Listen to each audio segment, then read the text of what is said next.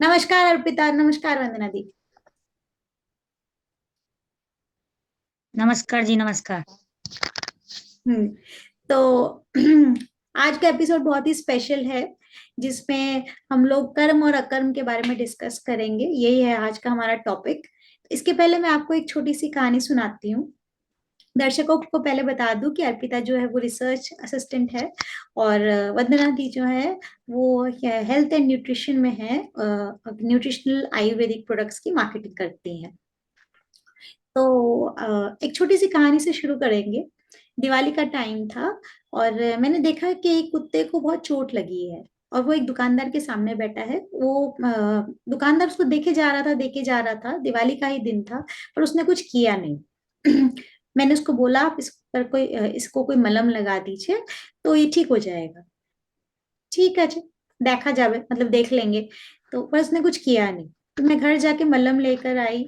तो मैंने उसको दिया दुकानदार को। मैंने बोला, आप लगा दीजिए, ठीक हो जाएगा। बोला, आप रख दीजिए, मैं लगा दूंगा। मैंने कहा, आप मेरे सामने नहीं लगा रहे हैं, तो मेरे जाने के बाद क्या लगाएंगे? आज दिवाली का दिन है। हो सकता है लक्ष्मी माँ इसी कुत्ते के रूप में आई हो। अगर आप इसका कल्याण नहीं करेंगे, तो आप कैसे उम्मीद करते हैं कि लक्ष्मी माँ आपके घर आएंगी? हो सकता है यही लक्ष्मी माँ हो। तो तो उसको फिर भी कोई फर्क नहीं पड़ा। तो उसके बाद मैं मुझे बहुत डर लगता था कुत्तों से। तो मैं आसपास खोजने लगी कौन इसको मलहम लगा पाएगा। क्यों? तो मैंने एक पुचका वाला, गोलगप्पा वाला जिसको कहते हैं, उसको मैंने ढूंढा, और मैंने बोला कि भैया इसको जरा मलहम लगा दीजिए। तो उसने मलहम लगाया उसको। तो कुत्ते को बहुत अच्छा लगा, और उसने कपड़े से उसको बांध दिया। तो ये तो हुई एक दिवाली वाली घटना। तो इसी कंटेक्स्ट में हम लोग इसी संबंध में हम लोग आज का एपिसोड जो है वो शुरू करते हैं। आगे जैसे जैसे बढ़ेंगे, तो इसी एग्जाम्पल को लेकर हम लोग डिस्कस करेंगे कि ये कर्म और अकर्म क्या है। ठीक है? ठीक है। तो ये जी फोर्थ। बिल्कुल जी। चलो ठीक है। ओके। किं कर्म किम कर्मेति कवयोऽप्यत्र मोहितः तत्ते कर्म प्रवक्ष्यामि यज्ञात्वा मोक्ष्यसे शुभात्। तो अ, ये फोर्थ चैप्टर का 16वां श्लोक है, जिसमें श्री कृष्ण कहते हैं, कर्म क्या है और अकर्म क्या है? इस प्रकार इसका निर्णय करने में बुद्धिमान पुरुष भी मोहित हो जाते हैं। इसलिए वह कर्म तत्व मैं तुझे भली भांति समझाकर कहूंगा, जिसे जानकर तू अशुभ से अर्थात कर्म बंधन से मुक्त हो जाएगा। मतलब बोल रहे हैं कि कर्म और अकर्म क्या है। तो इसमें जो है बीच का जो डिफरेंस है वो बताना चाहते हैं, बीच का जो फर्क है वो बताना चाहते हैं अर्जुन को, जिसमें बुद्धिमान लोग भी जो है कई बार मोहित हो जाते हैं, समझ नहीं पाते हैं। आज श्री कृष्ण इसका भेद खोलेंगे, ये वो अर्जुन को बोल रहे हैं। आगे बढ़े। जी बिल्कुल बिल्कुल। हाँ। कर्मणो ह्यापि बोद्धव्यं बोद्धव्यं च विकर्मणः अकर्मणश्च बोद्धव्यं गहना कर्मणो गतिः। तो श्री कृष्ण कहते हैं कि कर्म का स्वरूप भी जानना चाहिए, अकर्म का स्वरूप भी जानना चाहिए। कर्म के बारे में कहा, अकर्म के बारे में कहा, तथा विकर्म का स्वरूप भी जानना चाहिए। मतलब कर्म, अकर्म और विकर्म, तो इन तीनों के बारे में वो बात करना चाहते हैं। कर्म मतलब कुछ करना, अकर्म मतलब कुछ नहीं करना, और विकर्म मतलब विशेष कर्म। तो क्योंकि कर्म की गति गहन है। अब मुझे आप लोग बताओ, जो स्टोरी मैंने आप लोगों को बताई उसमें कर्म किसने किया, अकर्म किसने किया? क्या कर्म क्या था, पहले ये बताओ, कर्म क्या था और अकर्म क्या था, किसने किया वो बाद में बताएंगे। To take care of the dog was the real thing to do, हाँ, कुत्ते का ध्यान which you रखना। did. Hmm. And hmm, and the shopkeeper, he denied the dog any help, so that was the bad work, the हाँ, तो wrong one. तो जिन लोगों को अंग्रेजी समझने में थोड़ी दिक्कत हो रही है मैं बोल दूं, अर्पिता ने कहा है कि जो जो कुत्ते का ध्यान रखना था, वो जो वो सबसे बड़ा कर्म था, जो बिल्कुल ठीक है। और जो शॉपकीपर था जिसने देख कर भी अनदेखा कर दिया, मतलब कुछ नहीं किया, वो अनदेखा उसका, किया। हाँ वो उसका अकर्म था, वो नहीं करना कर्म। चाहिए था। ये कह, एब्सोल्युटली। और एक होता है विशेष कर्म, कर्म अकर्म विशेष कर्म। जैसे कि हम बोलते हैं कि एक इंग्लिश में कहावत है, winners do not do different things, they do things differently. मतलब वो अलग चीजें नहीं करते, चीजों को अलग तरीके से करते हैं। तो इसी बारे में वो बोल रहे हैं। तो कर्म और अकर्म का डिफरेंस समझ में आ गया? समझ में बिल्कुल आगे बढ़े? बिल्कुल। चलो। कर्मण्य कर्म यः पश्येद कर्मणि च कर्म यः स बुद्धिमान् मनुष्येषु स युक्तः कृत्स्नकर्म कृत्। तो जो मनुष्य कर्म में अकर्म देखता है और जो कर्म में अकर्म में कर्म देखता है, वह मनुष्यों में बुद्धिमान है, वह योगी समस्त कर्मों को करने वाला है। तो उनका कहना है कि जो मनुष्य कर्म में अकर्म देखता है, मतलब कि जो जो जो कुछ करके भी सारा टाइम गाना नहीं गाता है कि मैंने किया मैंने किया मैंने किया, और जो जो कुछ नहीं करके भी गाना गाता है कि हाँ मैंने ये किया मैंने ये किया, कर्म में अकर्म देखना और अकर्म में कर्म देखना, वह मनुष्य बुद्धिमान है और वह योगी समस्त कर्मों को करने वाला है। मतलब कुछ करके भी वो कहता कुछ मतलब उसको लगता ही नहीं कि उसने कुछ किया है, क्योंकि उसके लिए वो डेली टास्क है। तो यही वो कहना चाहते हैं कि वो मनुष्य जो है बहुत बुद्धिमान है और वह योगी, उसको योगी बोल रहे हैं, वो समस्त कर्म को करने वाला है। कोई कंफ्यूजन है? No complain. No confusion. तो इंटरेस्टिंग लग रहा है टॉपिक एग्जाम्पल के साथ? बिल्कुल बिल्कुल, बहुत अच्छा बहुत ही लगा। इंटरेस्टिंग है। हम्म। तो आगे बढ़ते हैं, ठीक है? बिल्कुल। ओके। यस्य सर्वे समारम्भा कामसङ्कल्पवर्जिताः ज्ञानाग्निदग्धकर्माणं तमाहुः पंडितं बुधाः। तो वो कहते हैं कि जिसके संपूर्ण शास्त्र सम्मत कर्म बिना कामना और संकल्प के होते हैं, तथा जिसके समस्त कर्म ज्ञान रूप अग्नि के भस्म हो गए हैं, उस महापुरुष को ज्ञानी जन भी पंडित कहते हैं। तो पंडित किसको कहते हैं? मतलब कि जिसके सारे कर्म, मतलब कुछ करने को ही कर्म नहीं कहते, वो जो किया है आपने वो शास्त्र विहित होना चाहिए, मतलब जो हमारे शास्त्रों में लिखा हुआ है। तो पूरा पूरा का पूरा शास्त्र तो हम लोग के लिए पढ़ने में पॉसिबल नहीं है, लेकिन जो साधारण भाषा में कहे, जो किसी को तकलीफ ना दे, जो किसी को नुकसान ना दे, जो अच्छाई की तरफ जाता हो, उस तरह के जो कर्म है वो कर्म में कहलाते हैं, शास्त्र विहित कर्म। क्योंकि हमारे शास्त्रों में कुछ भी गलत नहीं लिखा हुआ है, उसमें वहां तक कि हर एक प्राणी को सम्मान दिया गया है। मूषक को भी सवारी बनाई गई है, तो उल्लू को भी सवारी बनाई गई है, जिससे मतलब एक तरह का मैसेज है कि इस दुनिया में जो हर जीव है उसकी एक वैल्यू है, उसकी एक प्राथमिकता है, प्रायोरिटी है। वो आया है इस धरती पर आया है, तो उसे भी जीने का अधिकार है।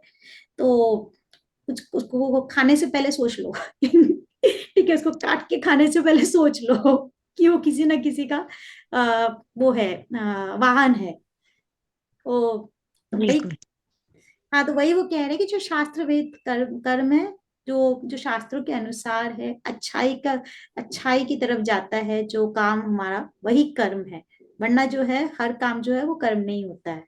ठीक है? नहीं होता, सही बात। हाँ तो सुने अर्पिता और वंदना दी से, आप लोगों ने क्या क्या कर्म किए अपने हिसाब से, शॉर्ट में बोलिएगा कोई भी छोटी छोटी बात जो याद आ जाए। अरे मैं ही बोलती रहूंगी, आप लोग कुछ नहीं बोलेंगे, सब लोग बोर I हो think जाएंगे। नहीं नहीं, बिल्कुल बोलेंगे। मैं एक स्टोरी के माध्यम से बताना चाहूंगी। हाँ हाँ बिल्कुल। आ, एक घर, मतलब एक घर है। उस घर में 4 फैमिली रहते हैं। हम्म हाँ, उस 4 फैमिली के साथ में एक बंदर और एक चिड़िया। हम्म उस घर में ना घोंसला, एक बंदर भी रहता है और एक चिड़िया भी रहती है। तो वो चिड़िया ने अपना घोंसला लगाई है, तो उसमें वो बहुत बिंदास तरीका से रहती है, बहुत अच्छा से रहती है, जैसे पूरा घर के फैमिली रहते हैं हाँ। वैसे वो चिड़िया भी रहती है उसमें, हम्म और वो बंदर भी रहता है। हाँ। एक दिन क्या हुआ कि उस घर में आग लग जाता है। हम्म अब आग लग जाता है तो सब क्या करते हैं कि उस आग को बुझाने के लिए कोई बाल्टी लेके दौड़ता है, कोई पाइप लगाता है, कोई लोटा लेके दौड़ता है। ऐसे ऐसे करके नाना प्रकार के लोग नाना रकम का चीज को लेके दौड़ते हैं। हाँ, अब ये क्या करता है कि बंदर क्या करता है कि कूद के एक दीवार पे बैठ जाता है। हम्म और उसी में वो चिड़िया क्या करती है कि वो अपनी चोंच से ना पानी ले जाके डालने लगती है। इतना पे वो बंदर देखता है तो हंसता है और बोलता है क्या, हाँ, इतने सारे लोगों ने इस घर को बुताने के लिए इतने बड़े बड़े ट्रंक लाए हैं, पाइप लगा दिए हैं, तो उनसे तो ये आग बुझ ही नहीं रही है, तो हम्म तुम्हारा ये चोंच का पानी से बुझेगा? हम्म तो उसने कहा कि नहीं, मेरा चोंच का पानी से तो ये आग नहीं बुझेगा। लेकिन मैं जब इस घर का स्टोरी लिखा जाएगा कि इस घर में आग लगा था और सबने पानी डाला था, तो ये भी लिखा जाएगा कि इस चिड़िया ने चोंच से पानी डाला था। और तुम बैठ के तो देख रहे थे। और हाँ, ये चिड़िया ने चोंच से पानी डाला था। उस टाइम में ये भी लिखा जाएगा कि ये बंदर भी इस घर में रहता था, पर ये हम्म दीवार पे कूद के बैठ गया। हम्म, तो इस स्टोरी के माध्यम से मैं यही कहना चाहूंगी कि आज हम लोग जो कर्म कर रहे हैं, आज हम लोग ये भागवत गीता का सेशन कर रहे हैं, चाहे जो भी कर्म कर रहे हैं, तो हम लोग उस चिड़िया के समान ही है अभी। ताकि हम लोग चोंच के माध्यम से ही इस भागवत में पानी डाल रहे हैं, इस पौधे को बड़ा कर रहे हैं कि हमारे माध्यम से बहुत सारे लोगों तक पहुंचे और बहुत सारे लोग इसका उपयोग कर सके और इसके माध्यम से बहुत सारे लोगों का भला हो सके। यही बहुत हमारा अच्छी, आपका उद्देश्य है। बहुत अच्छी बात है it is Vandana the. actually चलो। it is very well spoken. बिल्कुल I बिल्कुल। I have the same thought like अब that. अर्पिता अगर हिंदी में नहीं बोलेगी ना तो उसको फाइन लगाऊंगी मैं। टूटी फूटी हिंदी चलेगी इसकी। हाँ, बिल्कुल मेरा भी she was actually very right. अच्छा। Like whatever she said, it is very true. चलो Like ठीक। this session, even though it's little, it is a big attempt with a big thought and big approach. चलो ठीक है, आगे बढ़े। बिल्कुल बिल्कुल। हाँ। So, okay. तो थोड़ा सा और जोश में पानी भरते हैं, ठीक है। बिल्कुल। हाँ। ओके। त्यक्त्वा कर्मफलासङ्गं नित्यतृप्तो निराश्रयः कर्मण्यभिप्रवृत्तोऽपि नैव किञ्चित् करोति सः। तो श्री कृष्ण कहते हैं 20वें श्लोक में कि जो पुरुष समस्त कर्मों में और उनके फल में आसक्ति का सर्वथा त्याग करके संसार के आश्रय से रहित हो गया है और परमात्मा में नित्य तृप्त है, वह कर्मों में भली भांति बढ़ता हुआ भी वास्तव में कुछ भी नहीं करता। तो यहाँ वो यही कह रहे हैं कि कर्मों में आसक्ति रखो, फल में मत रखो।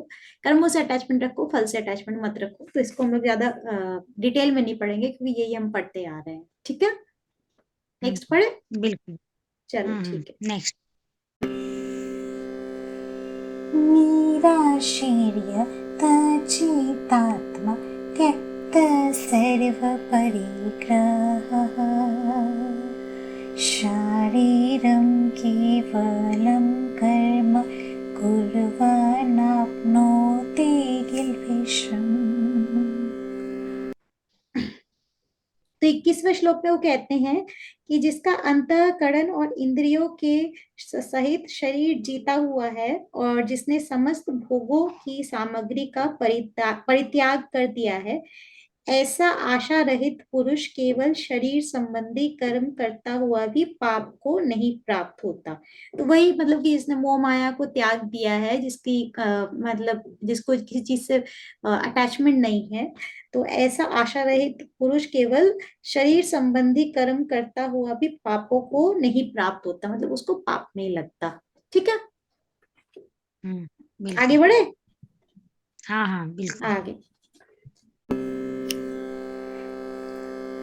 यत्रेच्छाला भासन्तुष्टो द्वन्द्वातीतो विमत्सरः समः सिद्धावसिद्धो च कृत्वापि न निबध्यते।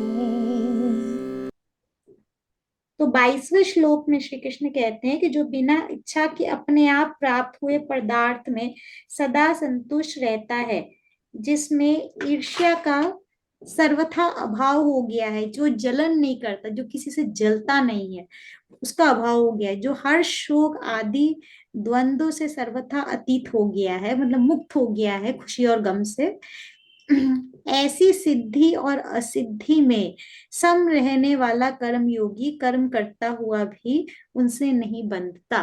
तो यही वो कह रहे हैं कि जैसे कि हमारा ये बैकग्राउंड है, ये हमारा एक तरह से क्या कहते हैं, एक ट्रॉली बोल लो, एक जिससे हम लोग मतलब कि दोनों तरफ जो है वो खाई है, लेकिन हमारा जो कंसंट्रेशन है वो सिर्फ हमारे लक्ष्य की तरफ है। ठीक है, लक्ष्य की तरफ है कि हम जब पार करेंगे, जब इस खाई को पार करेंगे, तो दूसरी तरफ जो है हमें बहुत ही सुंदर नजारा जो है वो दिखाई देगा, शायद हम किसी पहाड़ की चोटी पर पहुंचेंगे।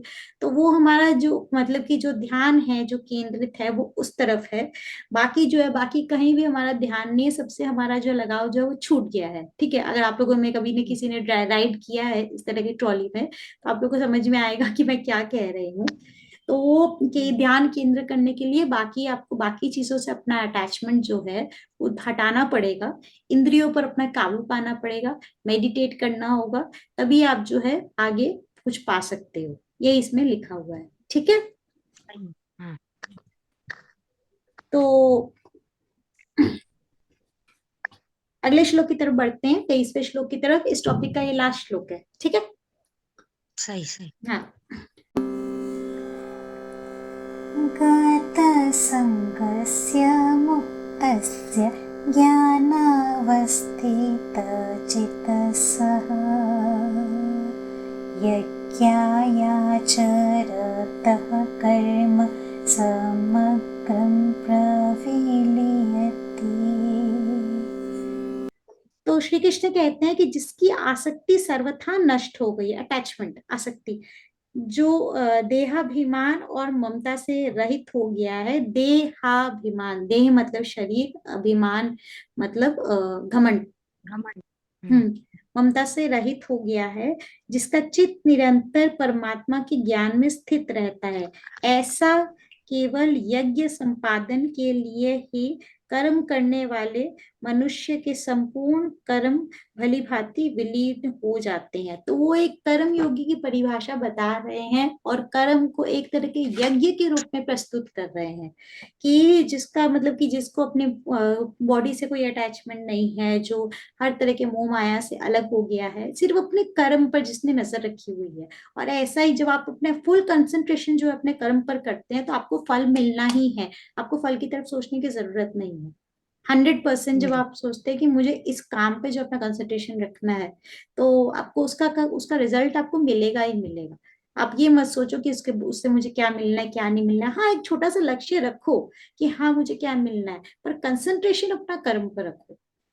और वो कर्म जो होना चाहिए वो शास्त्रवेद होना चाहिए, मतलब शास्त्रों के अनुसार होना चाहिए। किसी का नुकसान करके, किसी का बुरा करके घर में ठाके लगा के हंसना, वो कर्म नहीं है। तिजोरी भर नहीं लेना, किसी को भूखा मार के अपनी तिजोरी भर लेना, वो कर्म नहीं है। नहीं नहीं बिल्कुल। जब हम यहाँ से इस सृष्टि से चले जाते हैं, तो कोई नहीं याद रखता कि किसके पास कितनी प्रॉपर्टी थी, याद रखते हैं कि किसने कितना अच्छा काम किया है ना। सही बात। हाँ, तो यही है हमारा आज का ये एपिसोड। कैसा लगा आप लोग को? बहुत अच्छा लगा, बहुत ही बेहतर लगा। आज का एपिसोड मतलब बहुत अच्छा लगा कि मतलब कैसे एक मनुष्य को जीवन जीना चाहिए, इस पर हम्म, आपने बहुत ही अच्छे से उल्लेख किया है। और आई होप सभी को अच्छा लगेगा। बहुत अच्छा लगा, मुझे बहुत अच्छा लगा आज का टॉपिक। चलो मेरा काम हो गया। मुझे भी अच्छा लगा ये अर्पिता? बहुत ही बढ़िया था। ओके। बहुत ही तो आज हमें दिस कर्म काइंड और ऑफ अकर्म थिंग्स के वी नीड टू आज हमें कम कर्म इन और आवर अकर्म लाइफ। के बीच का डिफरेंस जो है इस टॉपिक के माध्यम से हमें समझ में आया है। कर्म और अकर्म के बीच का डिफरेंस जो हम याद रखेंगे और अपनी लाइफ में इम्प्लीमेंट करने की एकदम कोशिश करेंगे। बिल्कुल, उस कुत्ते की कहानी को याद बिल्कुल रखेंगे, उस चिड़िया की कहानी को याद रखेंगे, उस बंदर को भी कहानी याद को याद रखेंगे, उस रखेंगे। शॉपकीपर को भी याद रखेंगे। बिल्कुल, बिल्कुल। ठीक है। बिल्कुल। ठीक, ठीक। ठीक है। चलो ठीक है, मिलते हैं नेक्स्ट एपिसोड में। नमस्कार। श्योर। नमस्कार। राधे नमस्कार। राधे। नमस्कार।